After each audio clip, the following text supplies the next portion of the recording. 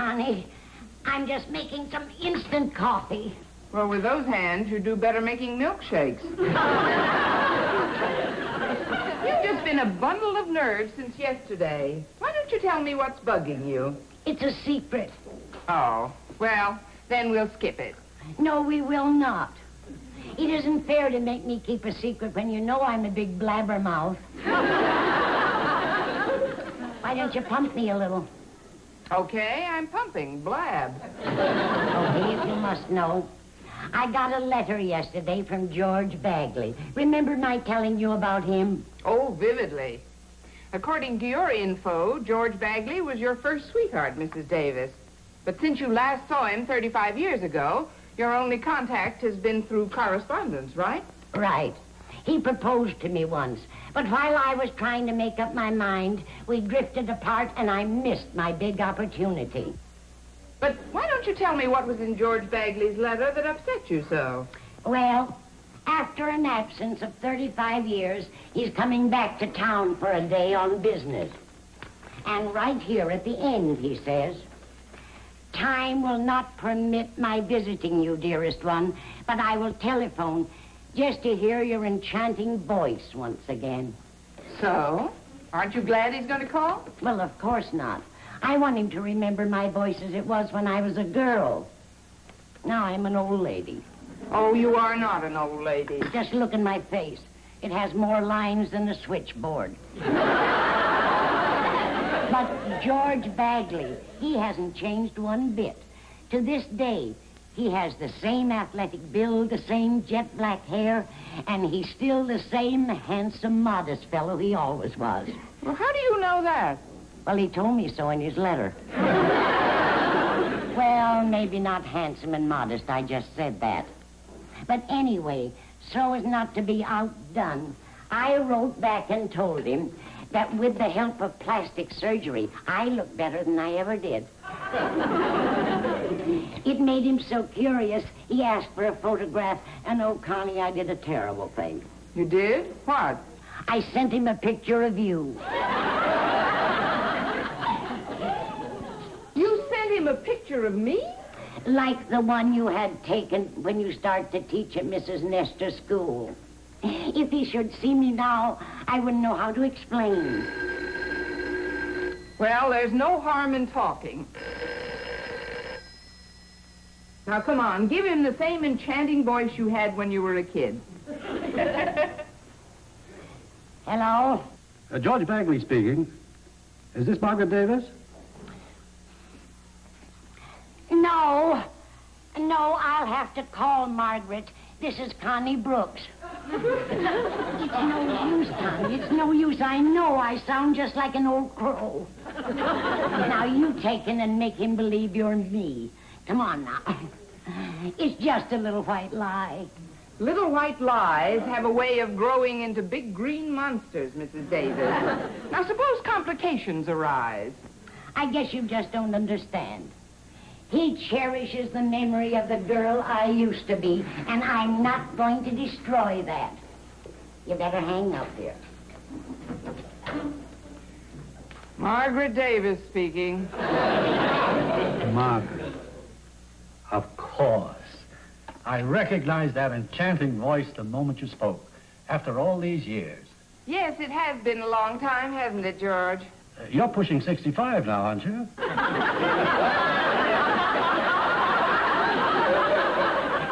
65 what? Oh, years. Well, almost. I'm a shade on the sunny side of Social Security. You certainly don't look it in this photograph you sent. It's remarkable how you've retained your youth. Well, thank you, George. Believe me, in this photo, you don't look a day over 45.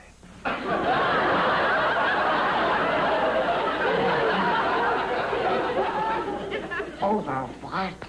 45, and that's what I'd like to shoot him with. You're just going to be in town for the day, aren't you, George? Yes, my work keeps me hopping now that I'm in the school supply business. School supplies? I smell complications. By the way, I have my nephew Paul with me. Wonderful child, Paul. You know, Margaret, if you had said yes 35 years ago, we might have had 2 or 3 children of our own by now. Or 4 or 5, or 6 or 7, or... George, you don't need to supply the schools with everything.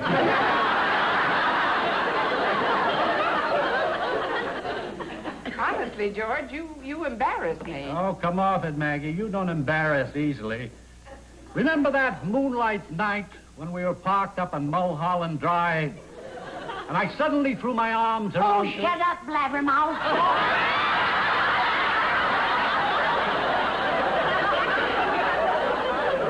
I guess that was the party line, George. We'd better hang up. Well, next time you're in town, give me a jingle. Bye now. Goodbye, Margaret. Well, finally got the nerve to call her, eh? Oh, Paul, you heard. Yeah, everything you said. I wish you'd stop referring to me as a child, Uncle George. I'm 30 years old now. When you get to be my age, that's a child. I've written up a list of places I want you to cover for me.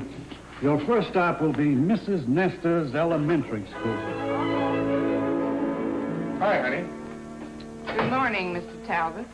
Just dropping off this requisition for gym supplies. What brings you to our beloved principal's office? Mr. Conklin told me that he wishes to question me regarding my having been tardy 3 days last week. And why was I tardy? Because you kept me out late on dates, that's why. Well, no more, Mr. Talbot. You and I are through. Oh, now, look. Now, don't worry about Mr. Conklin. I won't involve you. Well, if you want to rat on me, go ahead and rat. I just don't want you brushing me off this way, Connie. I'm innocent. Innocent?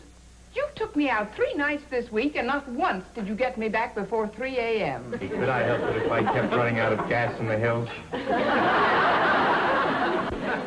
If you didn't want to run out of gas, why did you leave the motor running every time we parked? Maybe there are cops in them hills. A guy with a doll's got to be ready for a quick getaway. Cops? Wait a minute. Remember that car that chased us for miles the other night? And then we finally lost him on a left turn? Do you suppose that could have been a police car? You must be kidding. Cops don't go pussyfooting around in flashy red sedans with yellow fenders. After all... Good morning, Miss Brooks. I'd like to talk with you alone. Sorry you're in such a rush, Talbot. You know the way out. Goodbye now. No hurry, Mr. Conklin. I've got all the time in the world. We'll miss you, boy. Sit down. Now, you know why you're here. Not exactly, sir. That is, I don't know on which side you want to give me the lashes. Actually, Mr. Conklin, I don't feel as if I... Mrs. Nestor herself has asked that I inquire into your tardiness. Now then, have you been keeping late hours, Miss Brooks? If so, with whom?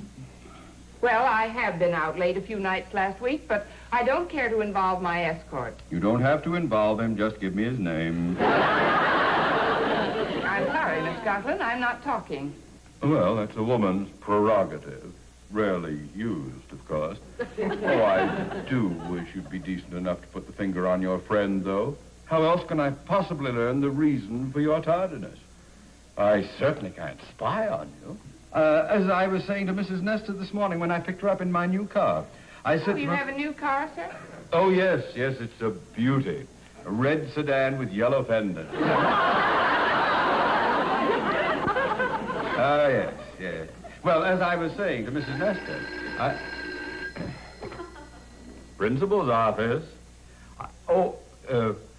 Just a moment, please. I would like to check your attendance reports for the entire semester, Miss Brooks.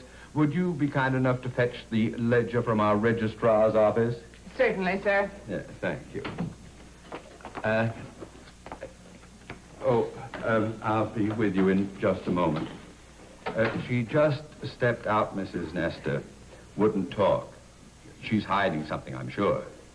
Oh, don't worry. I'll keep working on it. Yes, ma'am. Yes. Goodbye.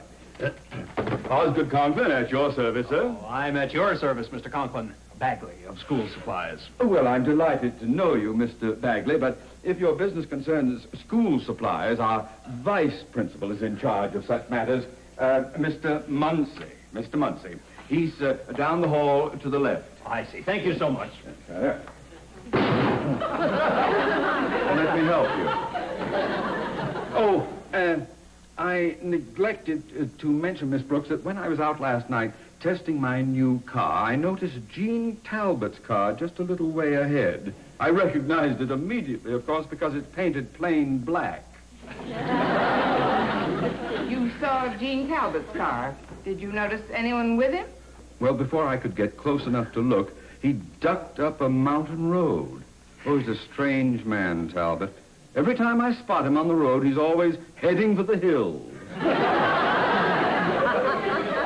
It's a morbid phobia, sir. He lives in constant fear of the dam bursting.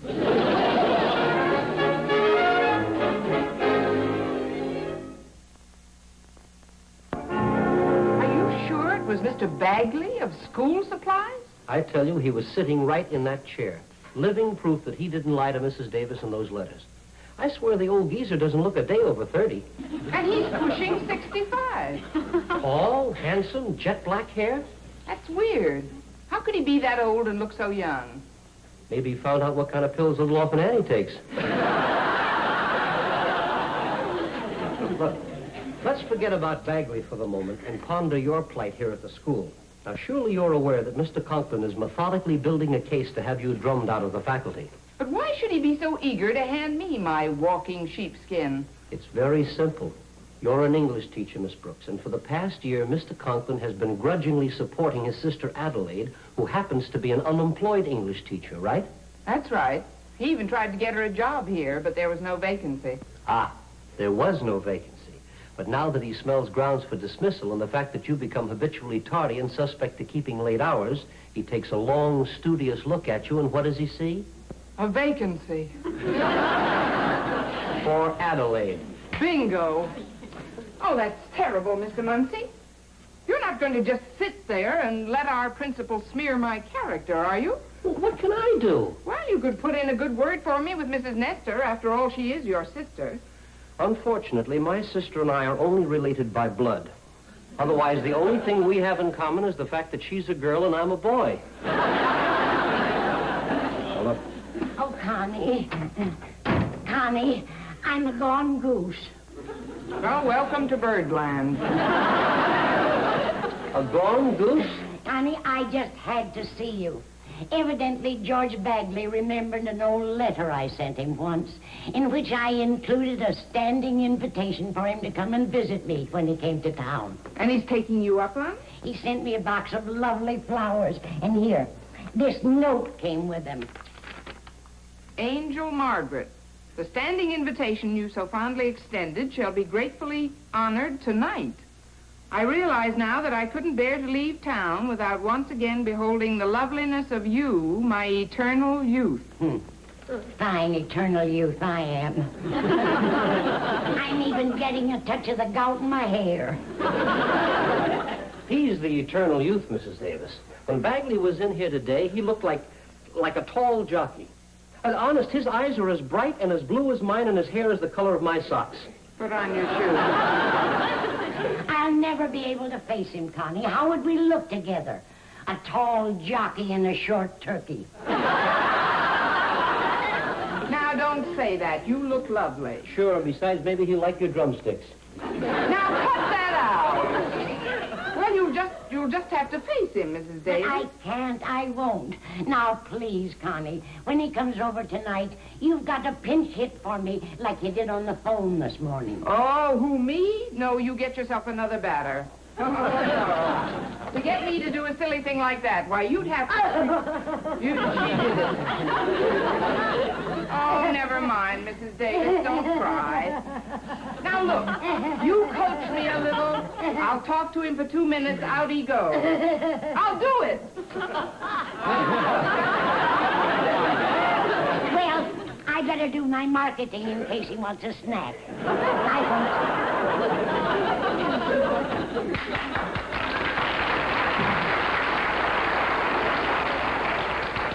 Well, here I go again, Mr. Muncie. As Charlie Chan once said, little white lies like little white rabbits multiply big. Come on, I'll walk you to class, and maybe you can clarify some of this for me. Frankly, I'm confused. You're confused. Look at me, a blind date with a 65-year-old wolf I've never even met. Oh. Sorry. Sorry, Monty. I thought you might like to see some pictures of my sister Adelaide, the English teacher. May I leave them on the desk? Certainly. What a stroke of luck that I happened to overhear. A blind date, eh? So tonight Miss Brooks is dating a 65-year-old goat she's never met, eh? If I should get there early, wearing a clever disguise, I wonder if I could make her think I'm that old goat and let her talk herself right out of a job.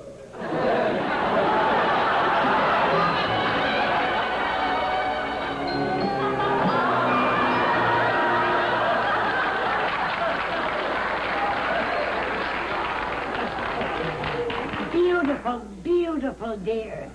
That was to have been my wedding dress. Well, it's pretty handy. Wedding gown with a built-in hope chest. Say, our beloved principal must be going to a masquerade somewhere in the neighborhood, Mrs. Davis. Masquerade? Whatever gave you that idea? Well, when I looked out the upstairs window a few minutes ago, I spotted his red and yellow car parked across the street. And then the back light was switched on, and I could see Mr. Conklin struggling to get into some sort of crazy costume, consisting of a hairy coat and a mess of black whiskers to match his umbrella. Oh, that must be George. Wait till I get lost. Come in.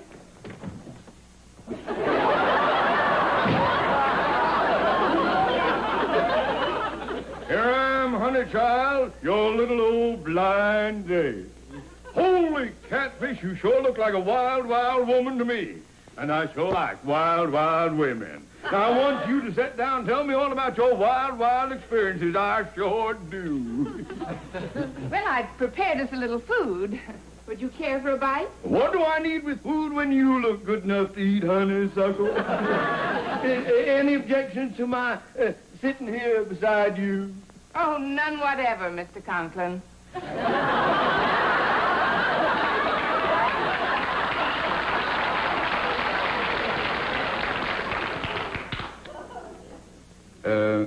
Which way is the food, may I ask? That way. Hi, honey. Good evening, Mr. Conklin. Oh, shut up. If I'd have known this was a costume ball, I'd have worn my low-cut sweatshirt. Now, look, Mr. Talbot, things are complicated enough around here without you dropping in uninvited. Who needs you? You do, but you just don't realize it. You know, I've been thinking over what you said about not having any more dates with me. And I've decided that I just can't let you throw your life away like that. Now, look, Mr. Talbot, if you don't get out of here and he finds you here, it'll spoil everything. Ah, so there's another man. You're going to have to explain this to me, Connie. Well, it's a long story. Let's go in the kitchen. Honeysuckle might as well hear it, too.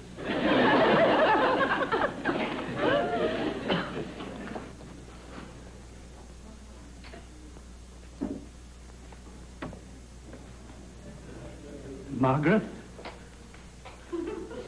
George. The same. You're the very same. That picture you sent to me, it doesn't do you justice.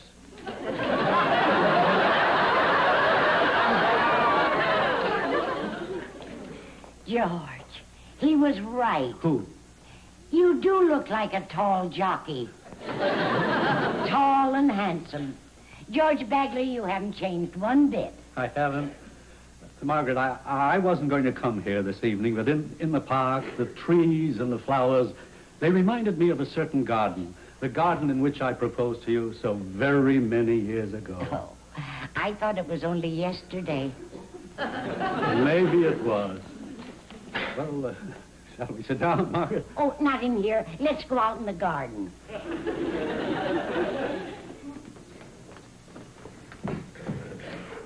Now, do you believe my story?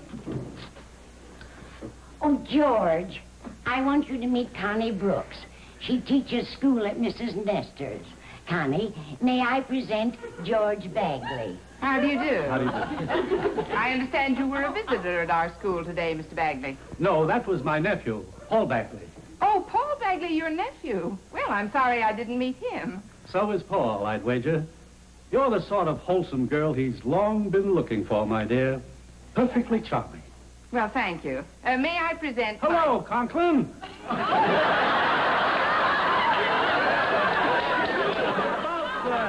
About 15 years ago, we met in an elevator, remember? Oh, excuse us. Double up.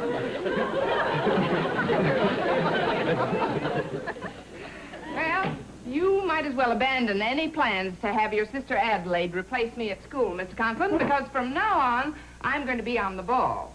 Gad, I'm doomed. Oh, excuse me, sir. Hello? Yes, it's Paul Bagley. Yes, your uncle is here, Paul. Shall I give him what message? Well, that's wonderful. Paul met a girl at a restaurant, and it was love at first sight. Oh, I know your uncle will be thrilled. What's her name? Adelaide Conklin?